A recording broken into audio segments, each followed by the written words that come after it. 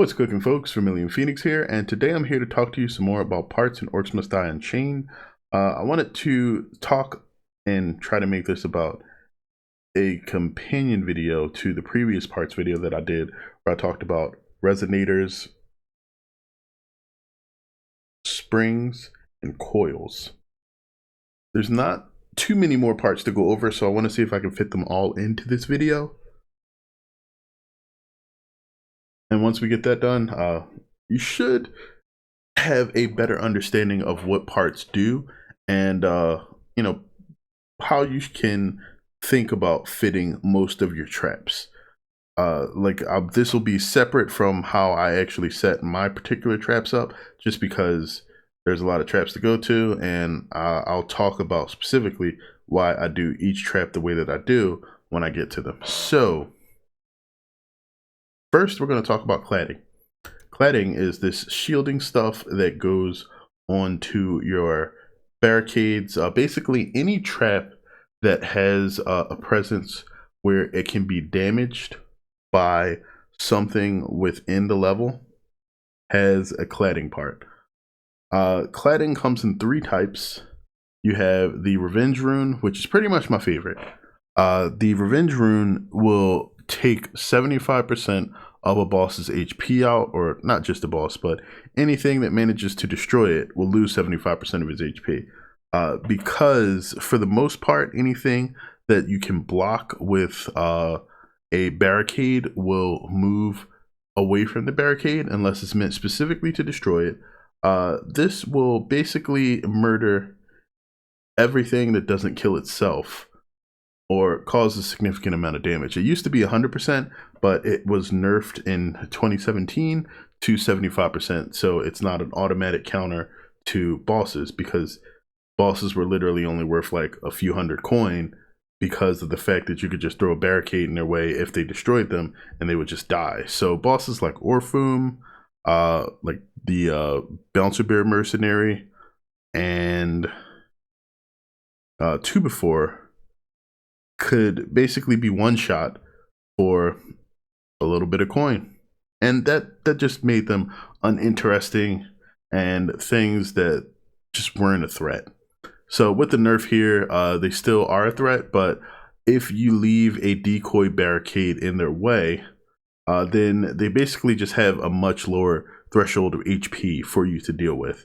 And because it's percentage based, that makes it somewhat important in the context of endless maps as well, because as the HP scales up, this shouldn't actually become any less effective. However, there's a couple of other choices here, and to me that's primarily because there are other things that are going to have cladding parts. If you remember, I mentioned that anything that has HP can slot these parts. Two other traps have HP that you can place within a map. They are the Decoy, which is Max's Affinity Trap. You can place a certain number of those, and at that time, when they are out there, they will aggro enemies that walk past them. For them, or even for the barricades, you can place the reusable shielding, which will return a bit of coin when the trap is destroyed. But all of these have been enabled on the Summoned Guardians, or the Summoner Trap, as well. What that means, and it's a very specific case for that trap, I'll talk more about it when I get there, but basically there's a 300-second cooldown on the cladding effects for that trap, other than, I believe, the reflective armor. The reflective armor is pretty much just a solid choice all around. It deals 200% damage to, well, it reflects 200% damage in an area around the trap. So basically imagine Max's Lightning Shield or Deadeye's Bramble Barrier or Barricade, and that damage reflection that happens with them is the same thing that this does, except it still takes the damage. So all of these are really good and have like really solid uses. Both the Revenge Rune and the reusable shielding are both amazing on the Summoner Trap. The Reflective Armor, not so much, just because enemy health pools are much greater than the damage that they deal, and 200% really isn't that much reflection. Then we have components. Components are probably some of the most interesting parts in the entire game because all of them are good. They're not all great in the same way, but there are significant uses for each of these. So first, and what's probably the most useful, is stamped parts. And stamped parts are basically just a de facto economy boost for any particular trap that can have them. The trap costs 20% less, and that's off the top immediately. You save 20% of the coin cost whenever you have to place the trap. So that basically is like gaining 20% more coin per trap placed. Then we have the vanity plating. Vanity plating is interesting in that it says that it generates XP per second. In my experience, what I have found is that the trap will generate XP every time it makes contact with an enemy or triggers. That's a little bit different than generating XP per second, because it means that the more times the trap is actually used or triggered, the better off you are. Now, vanity plating has some special uses with low cost traps, particularly regular tar. I love using vanity plating in it. It goes up to 550 coin cost, but because you can place so many of them, and it's actually recommended that you spam it because of its relatively low cost, it actually is super useful at trying to get ahead of a level curve on a map really quickly. So you'll become way more powerful than you normally would be by using this.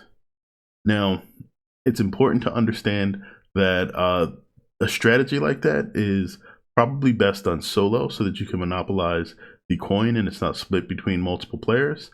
And also because when you have multiple players in a game, gaining levels rapidly really doesn't matter outside of gaining interesting weaver choices, because the damage bonuses are also split because you have other characters with you.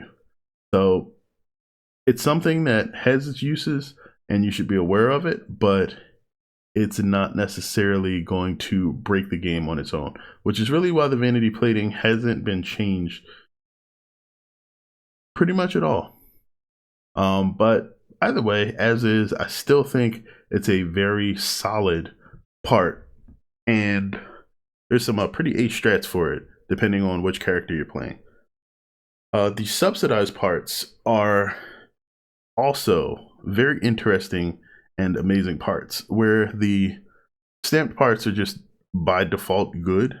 Subsidized parts are good in a different way. What you'll notice from the subsidized parts is that it still adds a cost discount to any trap that you put it in, which of course is already great, but it's not as high as the stamped parts. It offsets this by giving you an additional 500 coin at the start of a match. Now, if you manage to accumulate multiple subsidized parts and you are using multiple traps that use subsidized parts, that 500 coin bonus stacks. And because multiple players can have subsidized parts on multiple traps and all take them, you can wind up with like a really huge coin bonus at the beginning of a map by having everyone with a good amount of subsidized parts. And this stacks with any other coin gains that you may get from traits or anything else. But overall, I just think subsidized parts was like one of the most mind-blowing things that they added to this game when it was in there. Either way, that's again just good, and I like the way it works. Then we have rental parts. Rental parts are good, situational, and interesting. The situational part is really important because you don't want to put rental parts in everything. These were actually nerfed because there were some really cheeky exploits with rental parts back when they were initially added to the game. They used to be timed, now they are based on a wave number. And what that did is tying it to a wave number instead of just a certain number of seconds meant that you could no longer create like holes in barricade paths and force enemies to reroute while trying to move towards the rift, which would allow you to create like weird pathing loops where enemies will walk back and forth over the same places and basically never get anywhere. So with that done, the rental parts still have some very, very powerful uses, especially with the recent change to the what is it? The coin generator or power generator. I'm sorry, the power generator. Now it no longer returns coin when you sell it, so it's really not a bad idea to have rental parts in it. It will sell itself back after those 2 waves are up and you get your coin back, but it still has the opportunity to generate the additional coin, and because its base coin cost is halved, the income gained from it is much more significant. So, well, that, and if you guys didn't know, throw rental parts on your boom barrels. Like half cost boom barrels that you're going to blow up anyway, absolutely a good idea. Then we have the last part for the damage taking traps. These are really just excuse me again, sorry. These are really just meant for barricades. And what I generally like to do is if I'm using a single barricade, I'll use the double struts. Double struts reduce the damage taken by barricades by 40%. This basically means that most barricades will take an additional hit to die, especially if you are using something like the wall building PhD, which gives a barricade additional HP and the ability to regenerate. It's an amazing combo and probably what most people will be doing with their barricades overall. The other thing that you can do is use the hero rune frame. Now this reduces damage taken by your heroes by 10%. Not quite as significant as making the barricades near indestructible, but having a damage reduction on your hero will give you significant survivability, and this will stack with other damage reduction bonuses to make your heroes a lot tankier. This is really good for characters that are meant to hold a lot of aggro and take a lot of damage, such as Hogarth, just to make sure that they can stay alive relatively easily. I like the hero rune frame more often on something like the regular barricade, just so you can toss it out there and be safe. But it's not bad on the Great Wall Barricade too. It's just a bit more expensive. Either way, I'm almost always 100% double struts on the Great Wall. Now, since I kept talking about it, let's flip over to the Summoner Trap for a moment. I don't have that last slot unlocked. I'll have to get that from the deal store if I don't manage to pull it from some chests by the time I get there. And it really doesn't matter too much what you put in here. Vanity plating is what I have in it right now, and reflective armor. This trap actually synergizes extremely well with the reusable shielding. I think that was part of the reason why the cost was lowered. It used to be 3,000, it's now 2. But every time these guys die, if you use the reusable shielding, you will get 500 gold, and then they go on a 5-minute cooldown timer. You won't see that happen again. Now you can sell the trap and place it, and then that basically resets the timer. So utilize it properly and you can get a ton of gold back, and it is pretty freaking solid. So we've gone over 3 of the parts. One of the things that we have not yet hit on was triggers. I don't think there's really any other. Ooh, no, there's the tuners. Almost forgot about these for a second. Tuners are weird. Just because they really only matter in like 2 traps. Um, you can place them in the healing well. No, there's fields too. Jeez, all right. Attuners, you can place them in healing and mana wells, and they'll increase the buff that you get, which is the regeneration, by 25% with the deep cell, or up to 100% with the capacitance. Now, this can like basically weakens significantly over time and is meant for something that you're gonna place repeatedly or sell. Now, the capacitance attuner may seem like it's really not that great an idea, but remember that you can still do things like combine it with the rental parts. So you can take a buff trap, place it, have it rented, and then it just sort of, oh, I got a friend request there. It'll just drop its buffed power up, which will make you significantly stronger, and then it'll go away after a short period of time. So the capacitance attuner is not bad. It just requires a specific strategy to be used effectively. And honestly, it's not bad, but you would really want to look more into using that in something like the shield power up and the damage power up for maximum effect, which I don't even have these slotted yet properly. But that's cool. I really don't use them too often. They're only really great to me in Endless because most other things won't require that much additional power. Although if you're at a point where you're not over leveled in the maps, feel free to take them and give them a shot, because the damage boost that you can get, especially on bursty characters such as Brass, Elin, and who else? Zoe, can actually make a huge difference. Also Ivy, after level 10, she can deal a ton of damage with that. So fields, where is my buddy the Coin Forge? Fields are very, very interesting in that they're in no way bad and on a lot of traps that matter. There are fields on tart traps. You get 2 of them here. I believe you get 3 on the Coin Forge.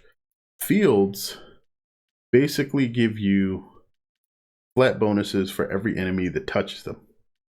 So the Mana Siphon, which is a field, restores 0.25% of your max mana every time an enemy crosses the trap.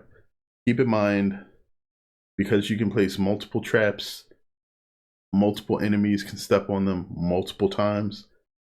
This can add up extremely quickly, and on a character that manages their trap placement well enough, results in a near infinite stream of mana as long as you are fighting enemies. So Mana Siphon is extremely powerful. It should not be overlooked. You can, in most cases, literally ignore mana restoration items by taking this. The caveat there is that it only works for the hero that places it and not the team, whereas mana restoration items or the mana well can be used for other players. So it's amazing, but only for solo players. It gets watered down as more players get in the game because of the fact that you have to share the trap capacity and because you don't place all the traps yourself. So it's a double-edged sword, but it's still like there's no reason not to have this in a trap if you have one. Health Siphon is essentially the same thing for HP. For players that are going for that 1 million tanked damage in or with Hogarth in a single match, if you have Health Siphons, toss it in something.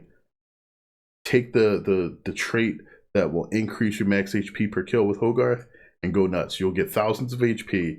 The HP regeneration will be so high that like things will have to hit you for like thousands of HP, which takes a really long time for them to get anywhere near there. You will take so much damage that you will be gravy in no time. And then there is the bounty generator. The bounty generator is interesting, but not that interesting, mainly because of the fact that it has a cap and it is linear.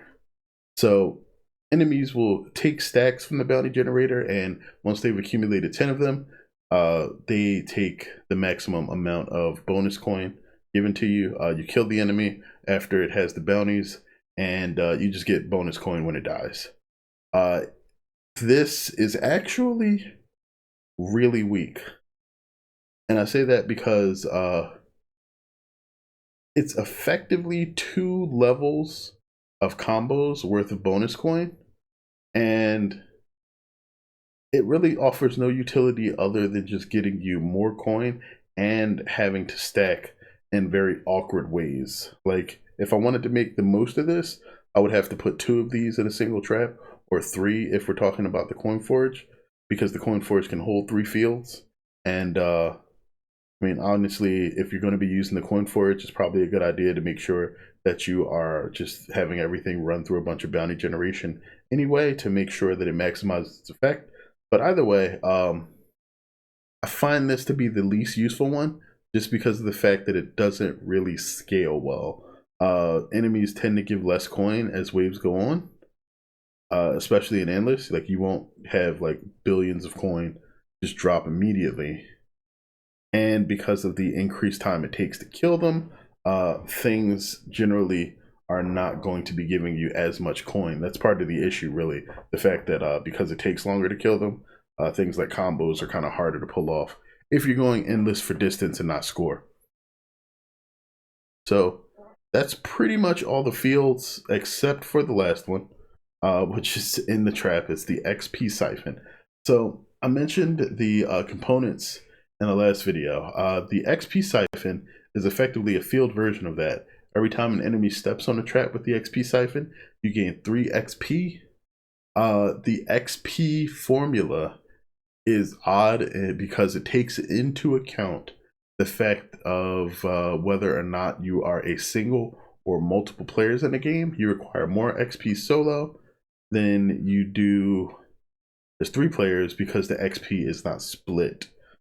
However, more XP is more XP. Like, if you can get a few thousand more XP in a match, then you will level up faster. The best thing to do is to actually combine the XP siphon with the vanity plating for the most bonus XP, and then, you know, the more things you can have XP siphons in, the more synergy you have with just siphoning experience out of the enemies without them actually dying.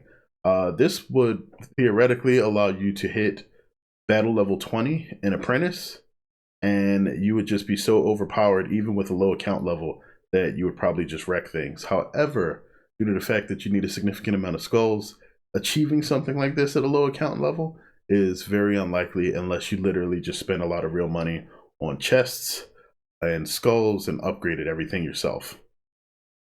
Either way, XP siphons are nice. They help out a lot when you're playing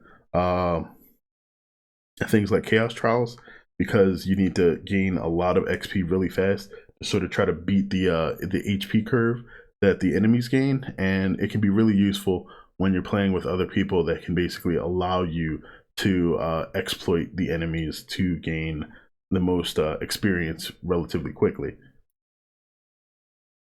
But yeah, now that is actually all the fields. And so we've talked about fields. We've talked, oh, there's the coin forge, was right beneath it the entire time. Yeah, 3 field slots.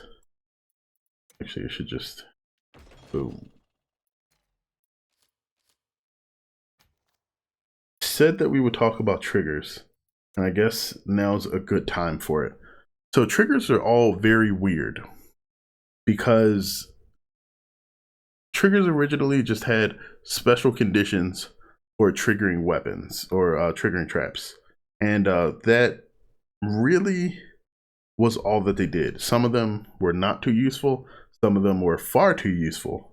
And what happened is sort of a balancing of all of them over the end of 2017.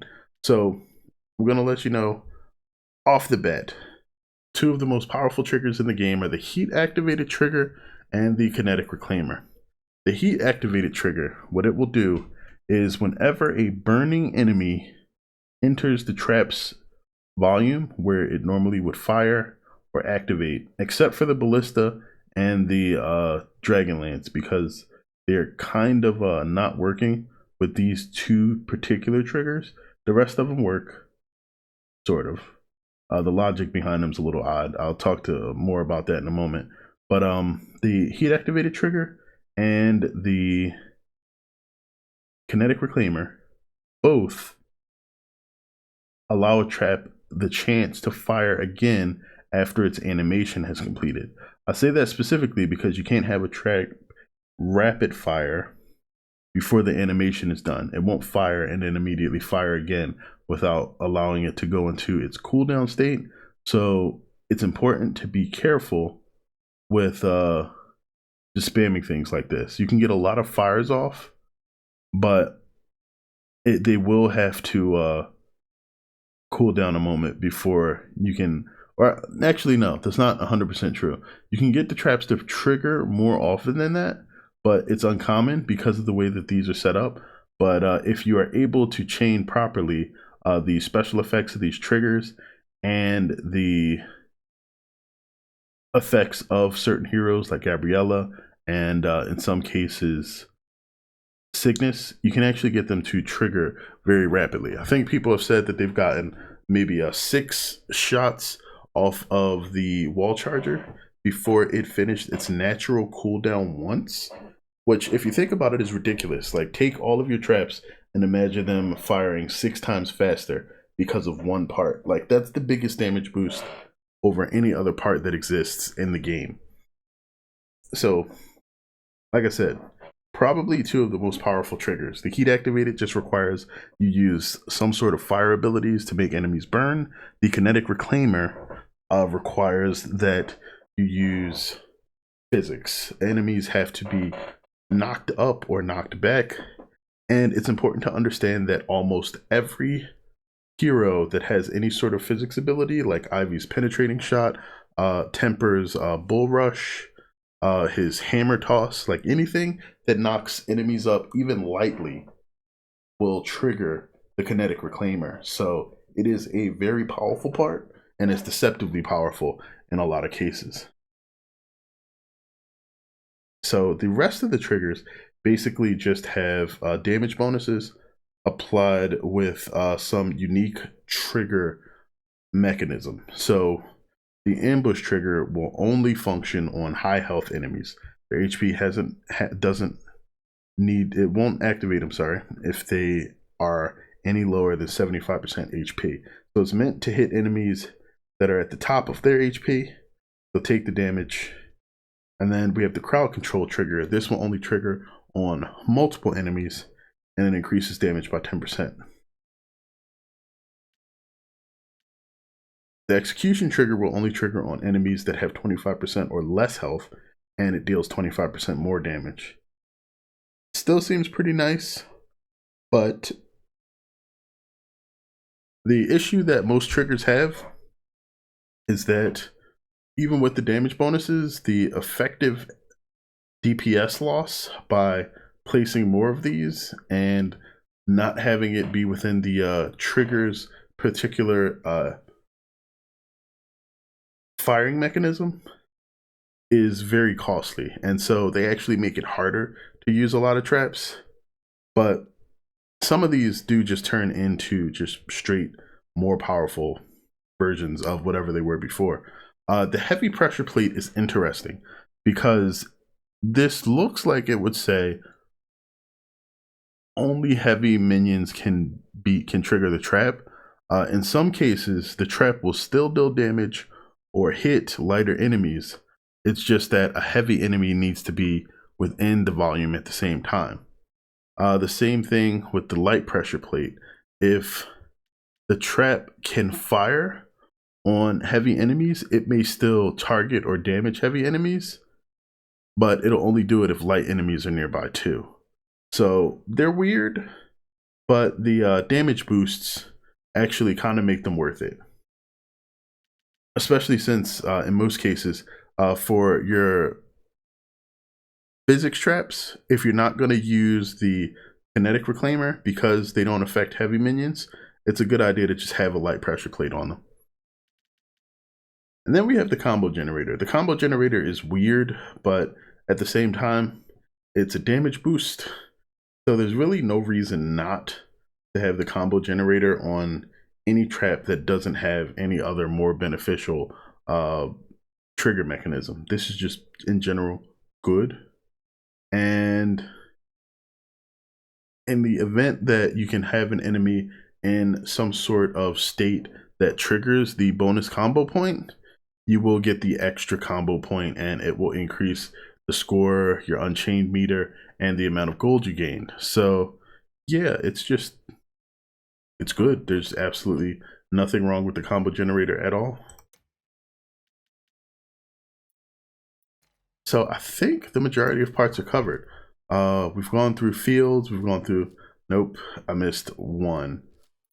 And I think it's just one, and that's good because it is the last one.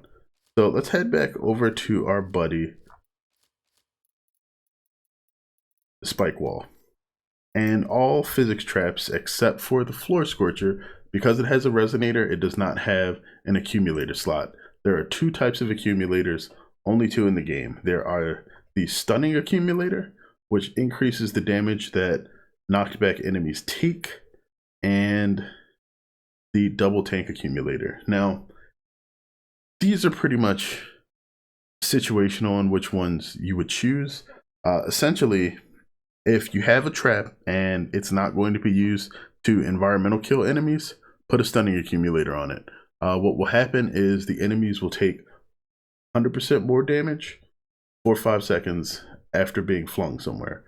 This helps in addition to the 4 times damage that they take while airborne, and you can get crazy high damage bonuses with it. However, if you have the ability to instant kill the enemies via environments, or you need some extra push on your traps, put the double tank accumulator on. This increases the traps knockback by 25%. Now, the actual knockback values for the traps aren't really listed anywhere, but from what I've seen on average, the spike wall will knock an enemy back somewhere in excess of 14 tiles. That's like 14 trap units. That's a huge amount of space. And if there's any additional height or something like that, it can go even crazier. So that's ridiculous. The flip traps behave a little bit differently. They fire enemies in sort of an arcing trajectory. So distance wise, you don't get that far, but since they go up into the air, you can have them hit by other traps. Ballistas still are able to fire on them. And if you have a hero with a ranged attack, you can also do some pretty crazy stuff there too. But that's pretty much going to be all of the parts with the previous video. So again, this is kind of long, and I apologize for that, but that should explain basically what each part in the game does. And hopefully you guys kind of understood all of that. I apologize. I'm not sure if I could have said it any simpler, but feel free to ask me any questions in the comments. And of course, I will clarify as much as I can for you at the time. Again, thanks as always for tuning in. I definitely hope you guys learned something from this, because that was a lot. And until next time, as always, have a good one, folks.